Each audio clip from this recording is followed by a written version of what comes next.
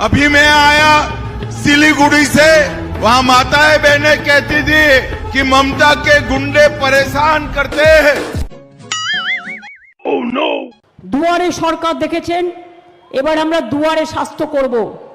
আপনার ঘরের সামনে ডাক্তার আসবে, নার্স আসবে, সিস্টার আসবে, প্যারামেডিক্যাল স্টাফ আসবে, আপনাদের সমস্ত চিকিৎসার ব্যবস্থা করে দেবে।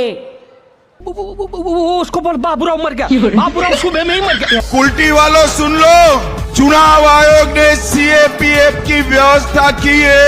ये फोन नहीं है, किस्मत का घंटी है देवा, किस्मत का घंटी।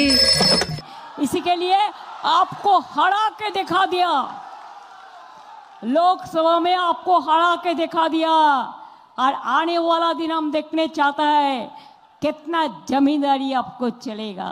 तेरा तो गेम बजाना पड़ेगा।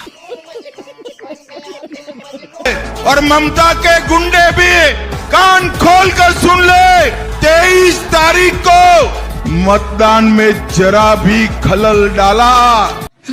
रे देवा, दैवी का प्रसाद मंदिर में मिलता है, गराज में नहीं। बोल दिया इलेक्शन का 24 घंटा पहले से कोई बाइक नहीं चढ़ेंगे। अरे बाइक में नहीं चढ़ेंगे तो घर जाएगा कैसे? बहुत सारे नकरी करते हैं, दूर दूर गांव में रहते हैं।